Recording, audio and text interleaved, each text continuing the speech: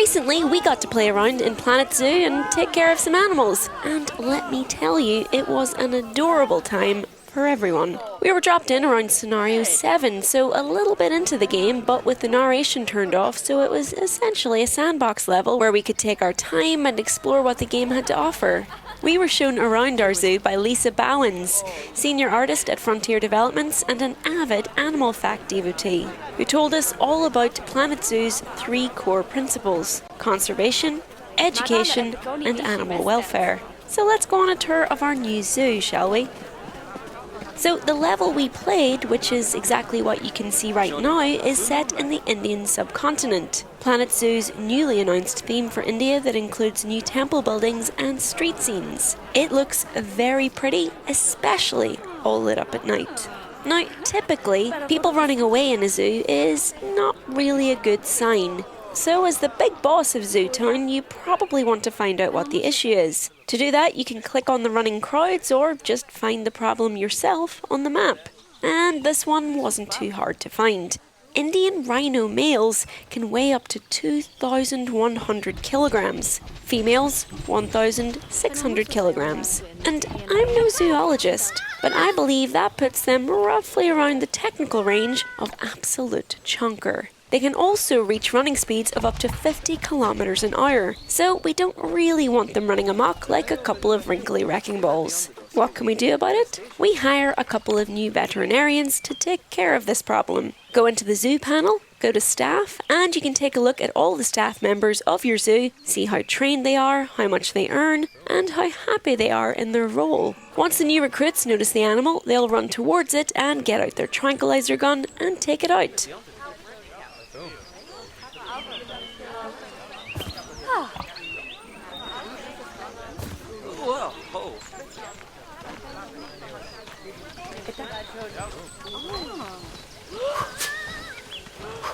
Sweet dreams, you horny heroes. Then, using a premium boxing technology that we can only assume they borrowed from Pokemon, the rhinos are all wrapped up and brought safely back to their habitat. Once there, we can hazard a guess at why the rhinos were able to escape. To fix the fence, it's a pretty straightforward process. If you click on a post, you automatically start extending with the same type of fence it was originally built with.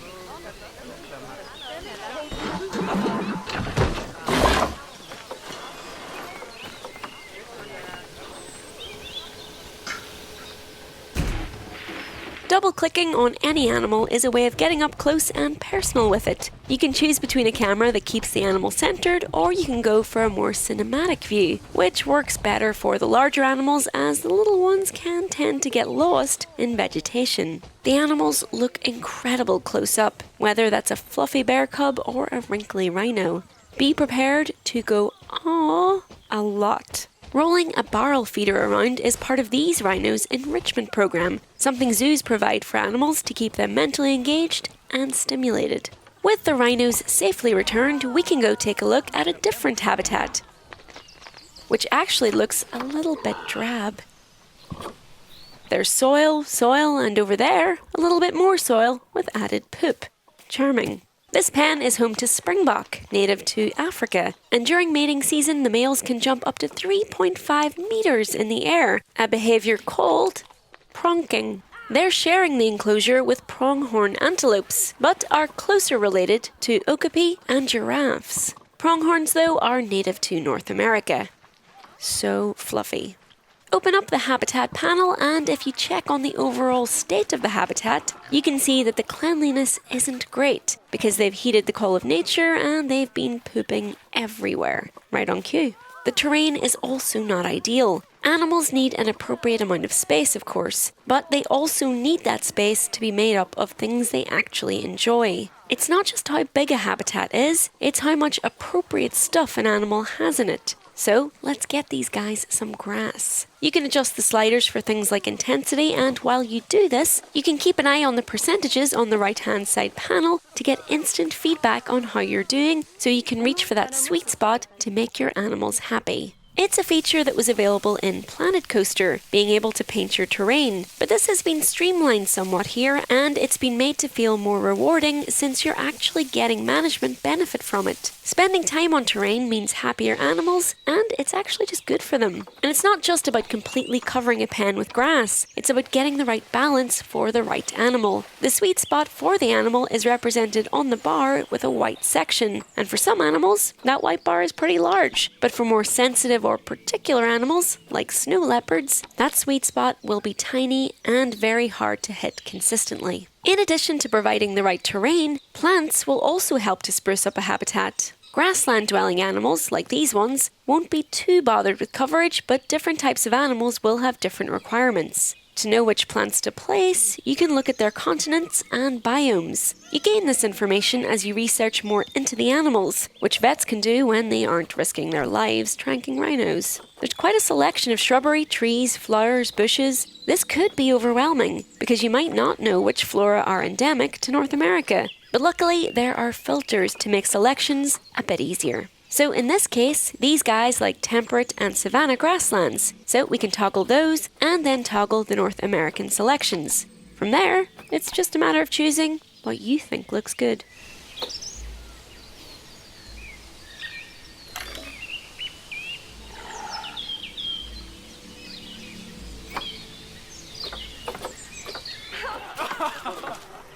This is looking better already. And side note, overall animal welfare is helped along by one-sided glass, because for prey animals like these, it's important that they don't get too stressed when people are looking at them. Our springbok and pronghorns taken care of, from here we zoom over to the next habitat to take care of a couple of Baird's tapir, which are predictably adorable.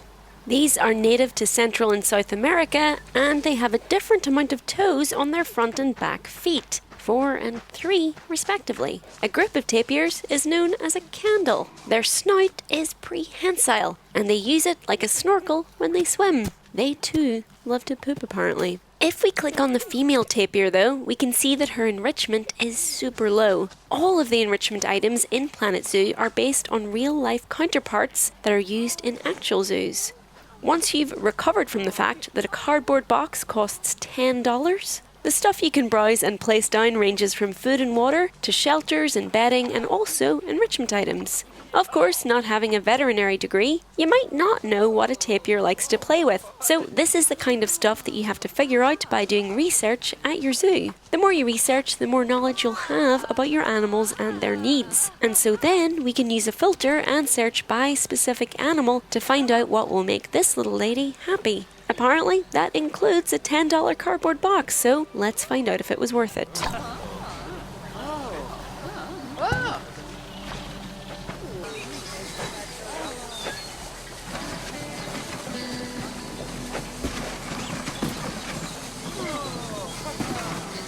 Turns out, yes. Sprinklers are nice as they can help create a cooler atmosphere. This is cool, excuse the pun, as temperature does play a part in animal welfare. So there is a way to view temperature across the zoo to see whether the animals are getting the climates they need to thrive. From this view, you can probably take an educated guess as to where the Himalayan brown bears live.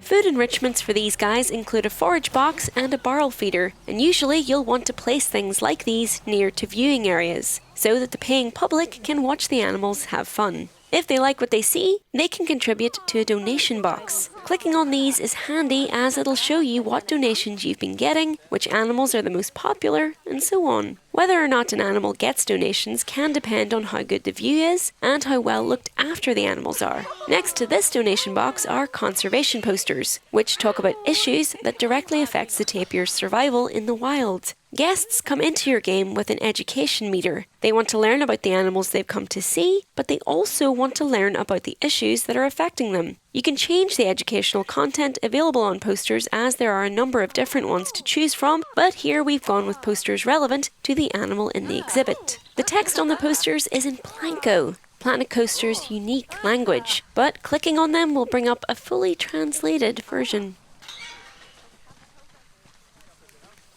Best job ever.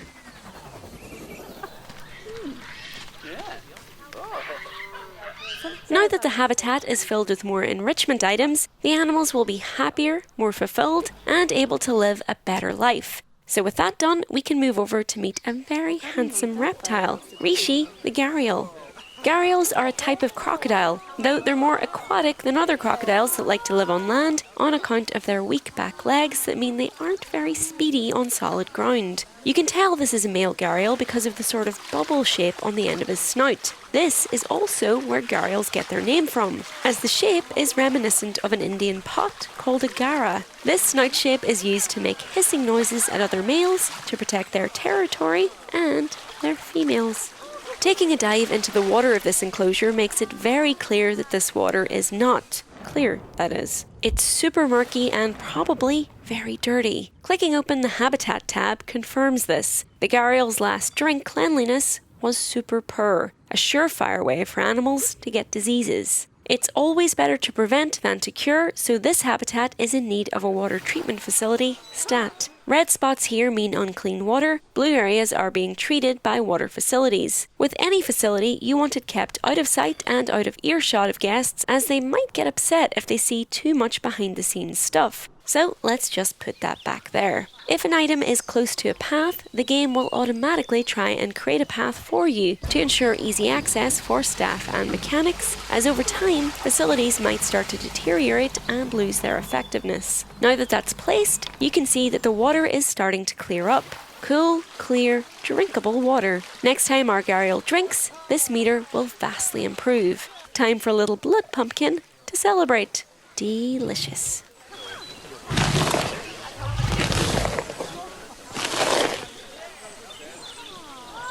Now for the mandrills, the biggest species of monkeys on the planet and proud owners of one of the reddest butts in the animal kingdom. This is a huge habitat, as in the wild, mandrills can live in groups of up to 1,300 individuals, aptly called a horde. Mandrills also stuff food into their cheeks and then go somewhere else where they can enjoy it in peace, hence the forage box enrichments. They also love climbing, but this habitat doesn't have many climbing structures, so you know what we have to do. There's 80 square meters of potential climbable area here, but essentially none of this is being utilised. So head into Habitat, don't forget to untick your filters for previous searches, and go into the Climbing tab. You can construct your own climbing frames or choose ones from pre-made structures if you want to just get stuck into the management stuff. This is true for all structures and placeable items in the game, so people like me who don't really want to spend time building have blueprints ready to start straight out of the box. Hold Shift to move structures up and down, and rotate using Z, tapping for 90-degree rotation or holding for advanced movement. When placing climbing frames, make sure you don't place them too close to habitat walls because, well, you guessed it, you'll be giving animals like monkeys a very easy escape route.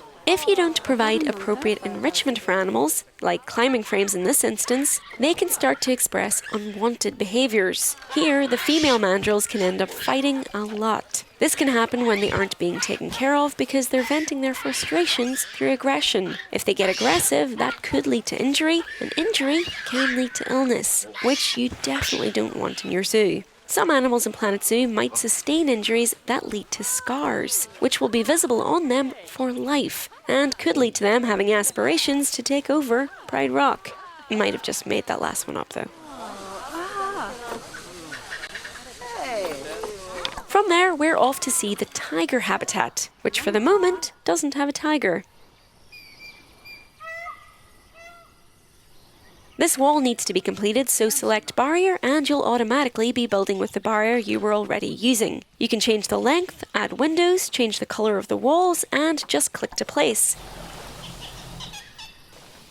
Now that that's done, we can go to the animal market to buy a tiger. Animals all have different prices depending on what they are, because as cute as warthogs are, they just don't have the same pulling power as a Bengal tiger, so they cost a little less. Prices may also be affected by how rare an animal is or how well known it is. Some animals you can only purchase using conservation points, which are sort of like a second currency that you get from aiding conservational efforts. For instance, releasing animals back into the wild or completing programs to re-establish a population. If you continue to do research and you end up researching more than you technically need for your current zoo, you'll also get conservation points. They basically reward you for showing an interest in the animals beyond just making attractions out of them. Animals you can buy with these coins are usually more rare or endangered, or they have really good breeding prospects. For instance, this girl has really good genetics. You can see extra little details about her, like the fact she was seized at customs, and her high level of popularity means that if you buy her, people might stop by the zoo just to see her, which nets you more money.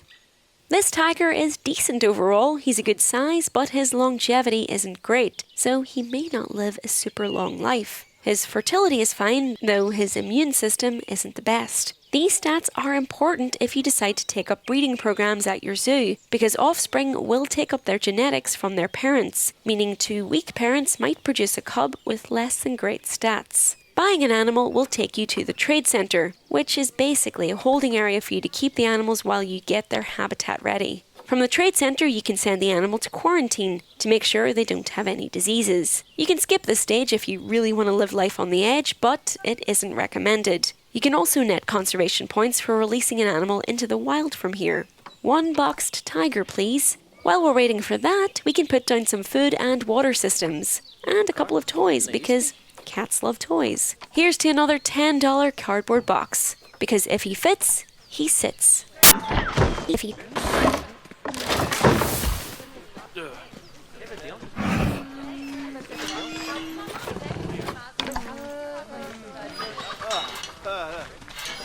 There he is, and there's a zookeeper that likes to live dangerously. Apparently, Bengal tiger pee smells like buttered popcorn. They share the same aroma compound. And Bengal tigers have the longest teeth out of all the big cats. They can grow up to 9 centimeters long. All these facts, by the way, come from the game's built-in Zoopedia. Frontier worked with biologists who wrote up pages upon pages of information to be included in almost every stage and mechanic of the game. The more you research, the more your Zoopedia will expand, and you can share this knowledge with your guests by displaying facts across the zoo. This tiger is proving popular, so it's a good idea to gently remind patrons while they're enjoying themselves that they can make donations to further the betterment of the zoo, building shops, better facilities, cover from rain, stuff for the gift shop, and so on.